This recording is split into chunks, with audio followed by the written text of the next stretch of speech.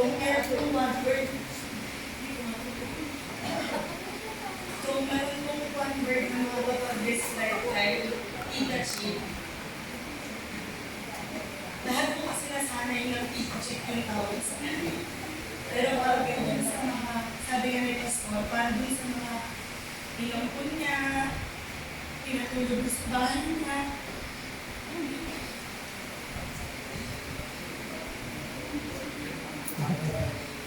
Pinakain niya. Lahat po talaga kami is tinuring niya more than a family. So kung karamihan po sa inyo dito yung pagkakilala niyo po sa kanya is Tita, Tita Chip, Sister Chip, sa amin po, she's a mother. Kung meron pong word na makakapag-describe sa kanya, siguro yun yung motherhood at saka po yung generosity. Lagi ko po sinasabi sa amin kung bakit lagi yung gusto mag-ampon. Kasi yung childhood niya is parang tinagaw sa kanila yung childhood. Inagawan ko siya ng family. So, yung bata siya, lack of love. Kaya po siguro nakilala po natin siya bilang isang sobrang mapagmahal na tao. Sabi ko nga po sa mga anak niya kung mga naraang gabi, yung ibang religion po, naniniwala sila na kapag gumawa ka ng maganda, makaka-update ka daw sa langit. Sabi ko, si Tita Chip baka nakasampung balik na. Baka sobrang pagod na siya, nakabalik-balik kasi sobra na yung mga nagawa niya. Kaya, di po namin alam kung ilang beses na kung gano'ng marami yung happiness, trials, troubles, kung gano'ng maraming beses kami kasama ng SM. Di po namin alam kung ilang beses namin narinig yung God I call for you bago ka umuwi. Hindi namin siguro mabibilang sa daliri namin kung ilang beses kami umalis ng alas 6 ng umaga ng Sabado para pumunta ng Divisoria. Tapos makakauwi kayo Linggo ng umaga, simba na pala. Doon po yan. Hindi po namin siguro mabibilang kung ilang tanghalian, almusal, Pasko, New Year, paghahanda ng lahat ng klaseng event sa simbahan na to, yung pinagsalusaluhan namin ni Mama Wong. So kung may isa lang po kami gusto sabihin sa kanya is, maraming salamat dun sa life and love na binigay niya sa amin. Pinagpatuloy niya sa amin mga more than anak and family. Hindi naman ako kailangan justify kung gano'n ko siya kabuti tao. Alam naman ko siguro ng lahat yun na baka hindi ka ba humihingi ng tulong, malungkot ka pala, alam niya na may problema ka. Na kapag po minahal ka niya, hindi lang ikaw yung mamahalin. I-extend na yun hanggang sa pamilya mo, sa anak mo, sa lahat ng tao na kapatid sa'yo. Ganun po siya kamapagmahal. Kaya po,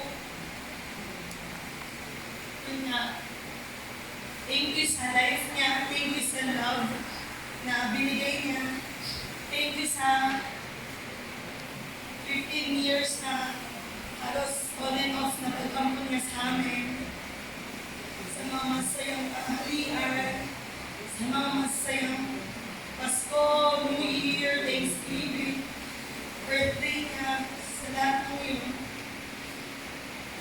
Yun lang po, marami kaming moments na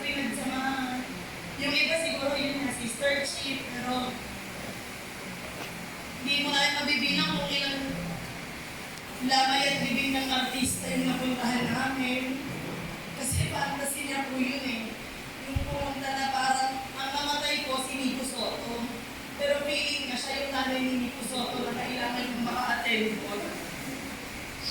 Totoo po yan. Kahit po hindi niya siya payagan, nagdadabog pa po siya.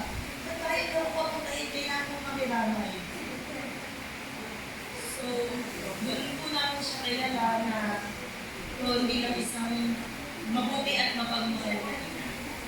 Sa inyo po is mabuti at mapagmahal siyang sister at siya sa mga haligi ng simbahan na po. Sa amin po, she's really a mother. So, yun lang, alam naman po natin na nasa masayang lugar na siya ngayon. Sabi ko nga po nalapitan kita sa last name mo. Tapos ibubulong ko sa iyo na iwanan mo sa akin yung magaling mong boses. Kasi kung nawala ka, wala nang naniniwala sa akin na mag-umukot yung tao. So,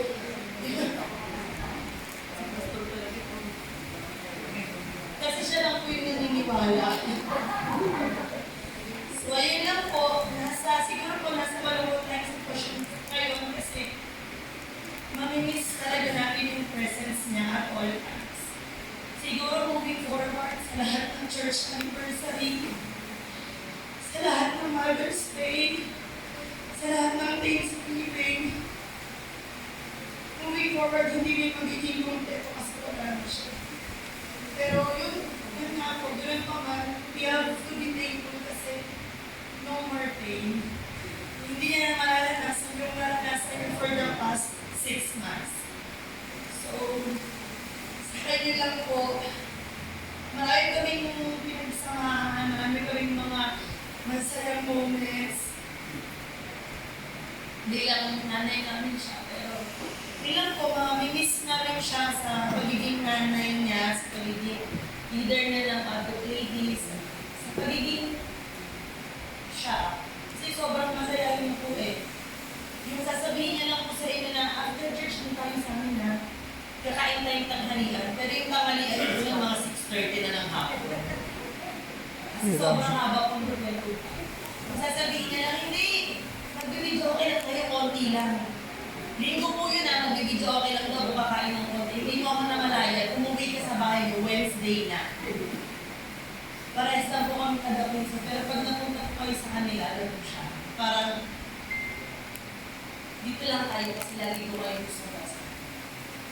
At alam po namin na kami or kahit siya, all of the memories na create namin bilang family is i-treasure namin lang forever.